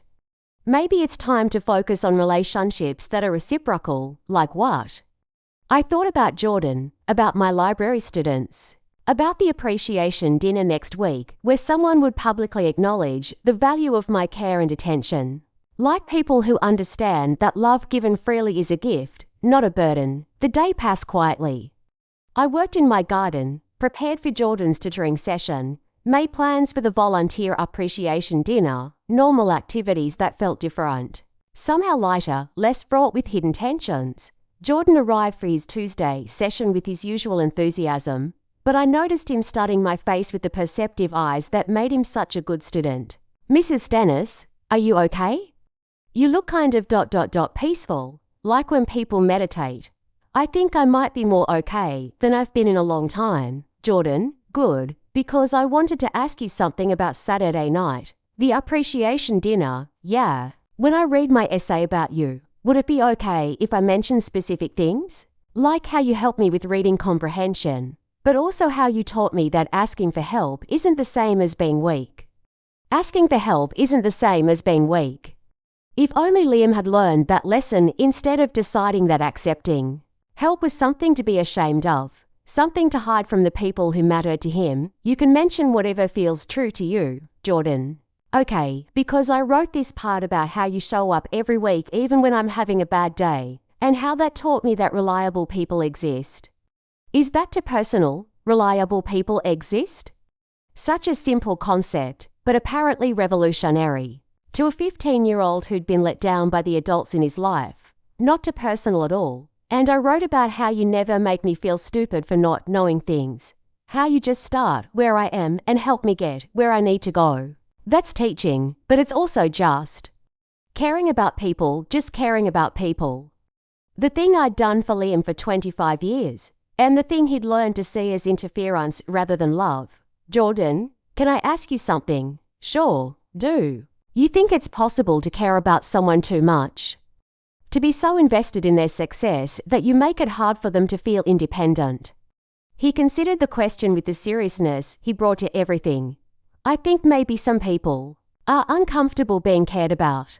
Like, they think it means they owe something or they're not strong enough on their own. But that's their problem, not the problem of the person who cares. Their problem, not the problem of the person who cares. 15-year-old wisdom that cut straight to the heart of my situation with Liam. That's very insightful. My grandmother says some people are so afraid of being vulnerable that they'd rather push away love than risk needing it. She says that's sad, but you can't fix it for them. You can't fix it for them. Another piece of wisdom I'd taken 25 years to learn. After Jordan left, I sat in the converted apartment surrounded by Henry's books and felt a profound sense of completion. Not the end of something, but the fulfillment of a cycle. I'd loved Liam the best way I knew how, had provided the support he needed to become a functional adult. What he chose to do with that foundation, whether he built something honorable on it or used it to construct elaborate lies, was no longer my responsibility. My phone buzzed with a text from an unknown number.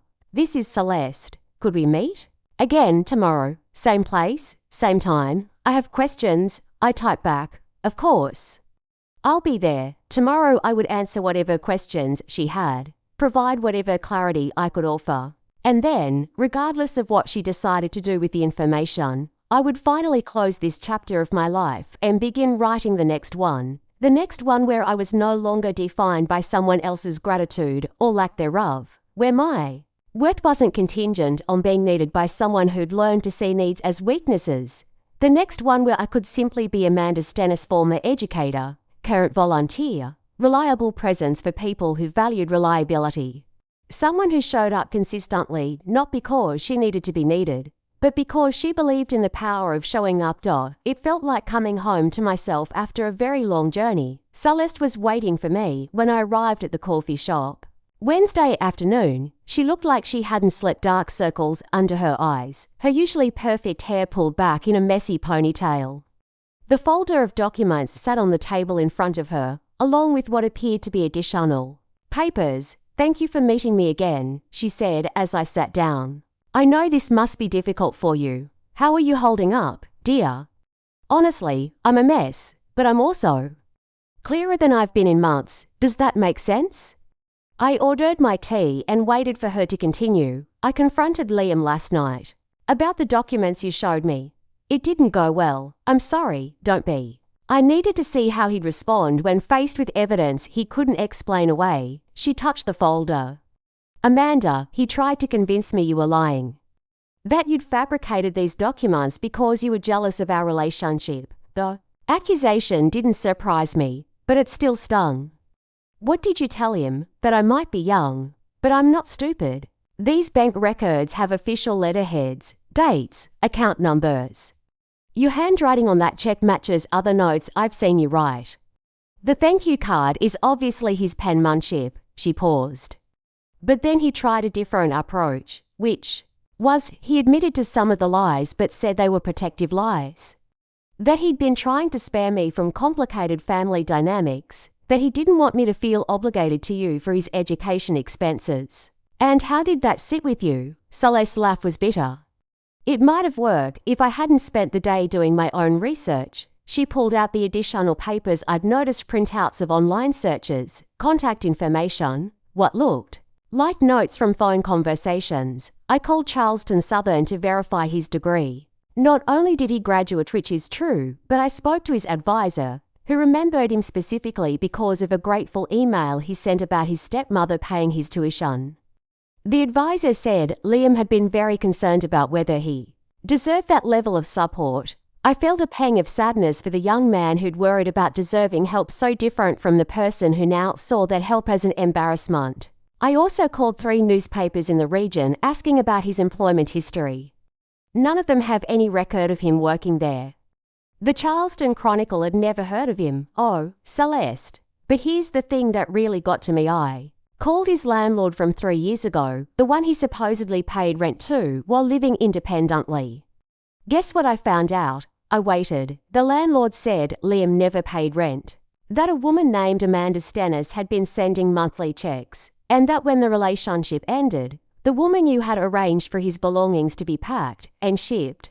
The memory was painful. Sarah had called me in tears, explaining that she discovered Liam's deceptions and needed him out of her apartment immediately. I'd arranged for a moving service and temporary storage, had handled the logistics while Liam dealt with the emotional fallout.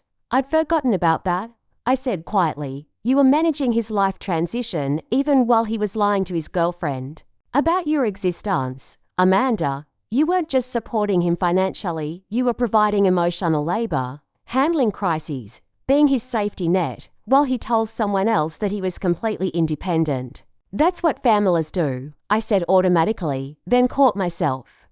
Or what I thought families did. No, that's what mothers do. And he's been taking it for granted while being ashamed of needing it. Celeste's phone buzzed with a text. She glanced at it and grimaced. Liam, he's been texting me all morning. Apologies, explanations, promises to be more honest. But Amanda, I keep thinking about what you said yesterday. If someone lies about fundamental things, what else might they be lying about? Have you found anything else? I'm not sure. But I started paying attention to little inconsistencies I'd brushed off before. Stories that didn't quite add up, details that changed depending on his audience. I thought it was just normal human variation. But now ... now you're wondering if it's a pattern. Exactly. And I realized something else. I've been doing the same thing his previous girlfriend did. Making excuses for behavior that didn't feel right. Accepting explanations that seemed reasonable but didn't actually address the underlying issues. She pulled out her phone and showed me a long text message thread. Look at this.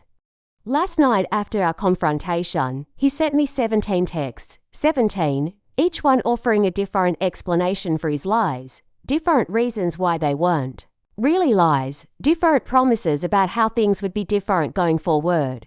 I read through the messages, watching Liam cycle through familiar manipulation tactics, minimizing the lies, blaming external circumstances, appealing to her emotions, making grandiose promises about future honesty.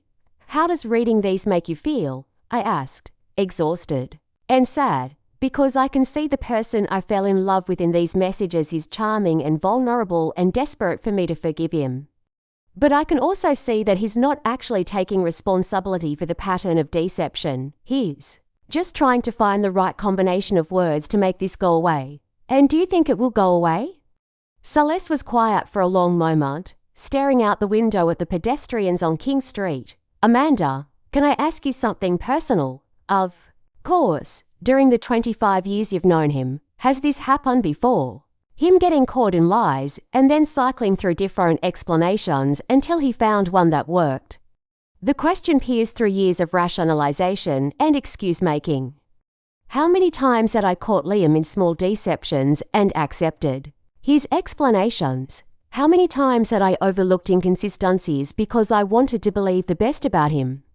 Yes, I said quietly, though I didn't recognize it as a pattern until recently. What kinds of things? I thought about the college years when he'd claimed to be working part-time jobs that never seemed to generate paychecks. The post-graduation period when he described job interviews that never led to offers. The ongoing exaggerations about his freelance work, his social connections, his prospects, career things, mostly. He'd present himself as more successful than he was, claim opportunities that didn't exist or minimize setbacks that were significant. I told myself he was just being optimistic, or that he was protecting his ego during difficult periods. But it was lying. Yes, it was lying. Celeste nodded slowly. That's what I was afraid of.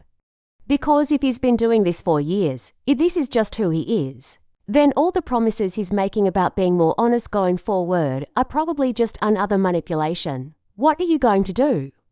I think I already know. I've known since yesterday, really. I just needed to confirm that my instincts were right. She gathered the papers and slipped them back into the folder. I'm going to end the engagement. The words hung between us. Part of me felt vindicated I'd been right to tell her the truth, but mostly I felt sad for all of us for Celeste, who'd lost the man she thought she was marrying, for Liam, who'd destroyed something good through his own dishonesty, and for myself, who'd finally accepted that the relationship I'd treasured was built on quicksand. How do you feel about that decision? I asked, terrified, sad, but also relieved, like I've been holding my breath for months without realizing it, and I can finally exhale. What will you tell him? The truth. That I can't marry someone who lies about fundamental aspects of his life, and that I don't trust his promises to change because this appears to be a long-established pattern. He won't take it well. I know. He'll probably blame you, say you poisoned me against him or manipulated me with selective evidence. Are you prepared for that? Celeste looked at me with surprising steel in her eyes. Amanda, I'm a social media strategist. My job is analyzing information, identifying authentic content versus manufactured narratives. Once I started looking at Liam's stories with professional eyes instead of romantic ones, the deception became obvious. I'm sorry, this is happening to you. Don't be. I'm grateful you told me the truth. Imagine if I'd found out after we were married, maybe after we had children. Imagine building a life with someone only to discover it was all based on lies. She stood to leave, then sat back down. Amanda, can I ask you one more thing? Anything. Why did you finally decide to tell me? After years of keeping his secrets, what made you speak up now? I considered the question carefully, because I realized I was enabling behavior that would eventually hurt you far more than the truth would. And because ... because I was tired of being complicit in erasing my own story. Your own story? For 25 years, I've been a central figure in Liam's life. I've provided financial support, emotional labor, and unconditional love. But in his narrative, I'm either an embarrassment to be hidden or a burden to be managed. I finally decided that wasn't acceptable. You deserve better than that. We both do. After Celeste left, I sat in the coffee shop for another hour, processing what had just happened. In the span of 2 days, I'd destroyed my stepson's engagement and ended the most important relationship in my adult life. By any measure, it should have felt catastrophic. Instead, it felt like waking up from a long, complicated dream. My phone rang as I was walking back to my car. Liam's name appeared on the screen, and I briefly considered not answering. But I'd started this conversation. I owed it to both of us to finish it. Amanda, his voice was raw with pain and fury. Celeste just called off our engagement. I'm sorry, Liam. Are you really? Because this is exactly what you wanted, isn't it? You couldn't stand seeing me happy with someone else, so you destroyed it. That's not why I told her the truth. Then why? Why would you deliberately sabotage my relationship? Because she deserved to know who she was marrying. And because you were never going to tell her, those lies didn't hurt anyone. They were just ... context management. Everyone does it. Not everyone, Liam. Not everyone tells their fiancé, their self-made, when they've actually received hundreds of thousands of dollars in family support. Not everyone invents career achievements or kills all family members who become inconvenient. Amanda, please, I know I made mistakes, but we can fix this. If you call Celeste and explain that you were upset about the wedding planning, that you exaggerated things, I'm not going to lie for you. Then you've chosen to destroy our family, I hope. You're happy with that choice? The finality in his voice was unmistakable. This was goodbye. delivered with the cruel precision of someone who'd learned to weaponize emotional attachment. Liam, I said quietly, I love you. I always have, but I can't love you at the expense of my own integrity or someone else's well-being. That's not love. Amanda, that's control. You're trying to control how I present myself, how I live my life, who I choose to be with. No, Liam, love is what I've given you for 25 years.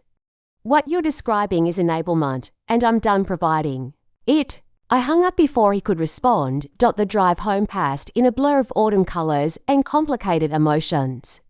I'd just severed the relationship that had defined my adult identity, had chosen truth over family loyalty, had prioritized a young woman's right to informed consent over my own desire to keep the peace. It should have felt like loss.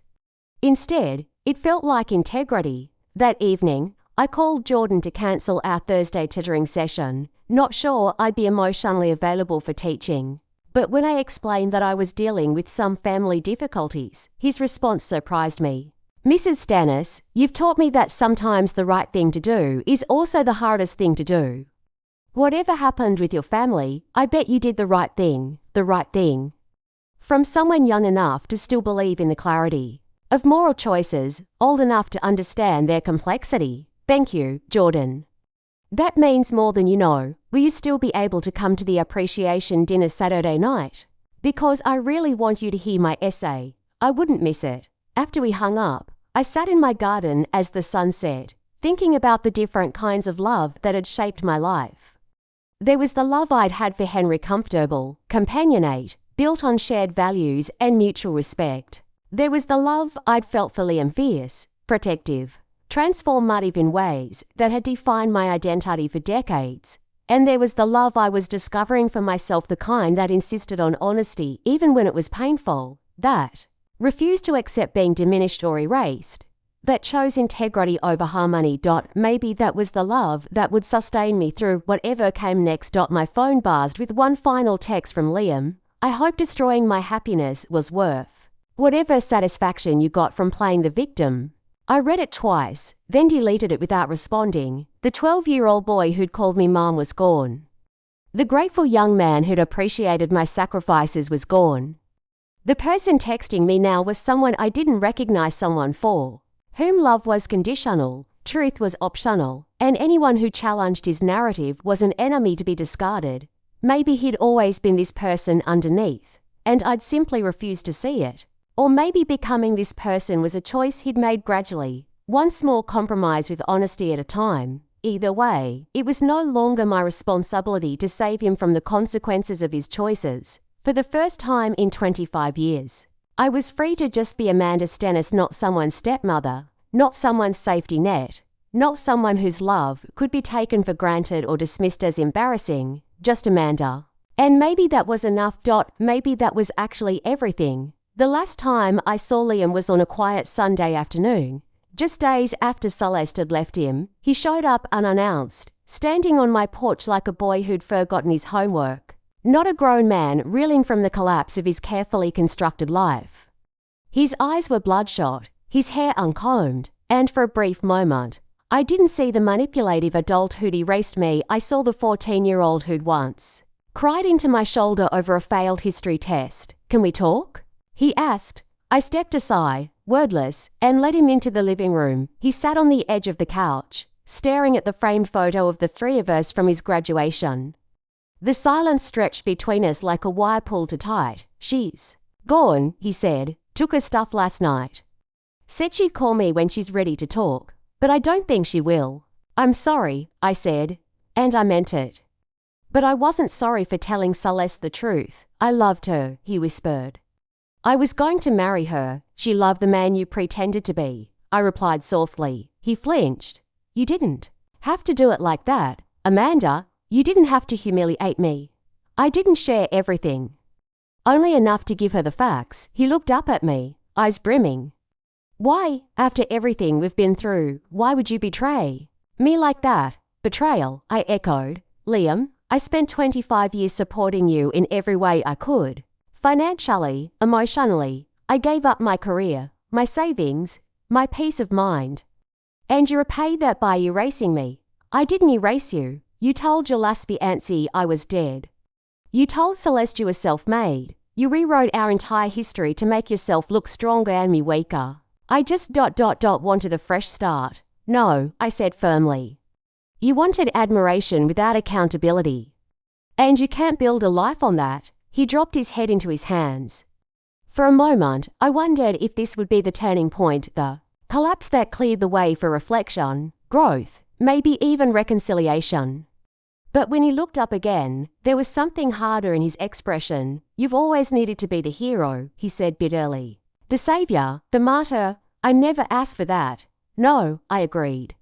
You didn't, but you took everything that came with it. And then pretended you got here on your own. Silence again. A reckoning. I think you should go, I said. Gently, not forever. But today, he stood, fist clenched. You think I'm a monster? I think you're lost, I replied. And I hope someday you'll find your way back. He didn't slam the door on his way out. He didn't say goodbye.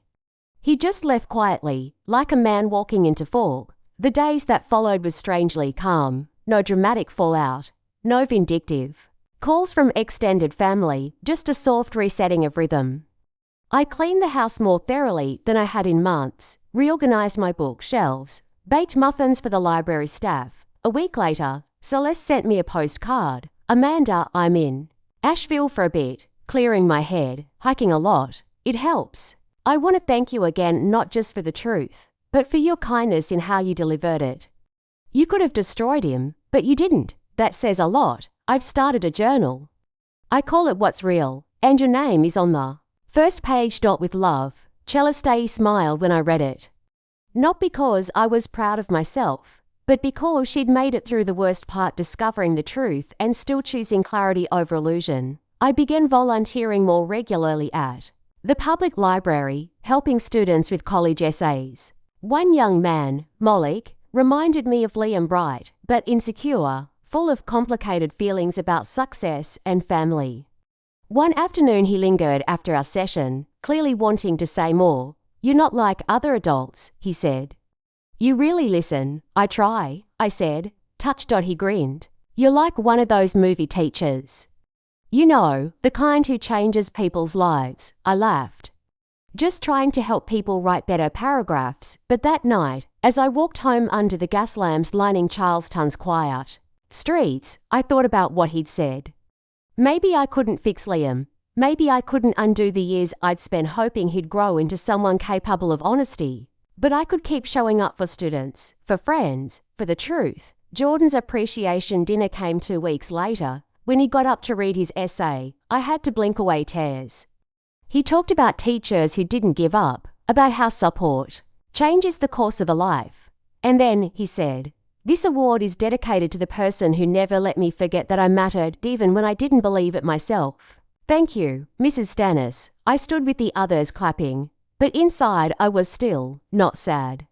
Not angry, still. Thanksgiving arrived. And with it, a card from Liam, no return address. Just a short note. Amanda, I've been thinking, you were right. I don't know who I am without the stories I've been telling. But I want to try to figure that out. I don't expect forgiveness. But maybe someday we can talk again. Thank you for everything, even the parts I couldn't admit to needing. Liam folded the card and placed it in the box where I kept his old thank you notes. I didn't know what the future held, but I knew. I told the truth. I'd honored my story, even when it meant losing his. The camellias bloomed early this year. I pruned them with care, savoring the cool morning air, the hush of the street. No one watching, no one needing. Just me, my garden, and the sense that life, however messy, had a way of finding balance. Some love never looks the way we expect. Some endings don't come with closure, but with clarity. And that's more than enough. Maybe it's everything. Up next, we have 2 more incredible stories that are waiting for you. Just click the image you want to watch and it will take you there. If you enjoyed this video, make sure to subscribe. It would mean a lot.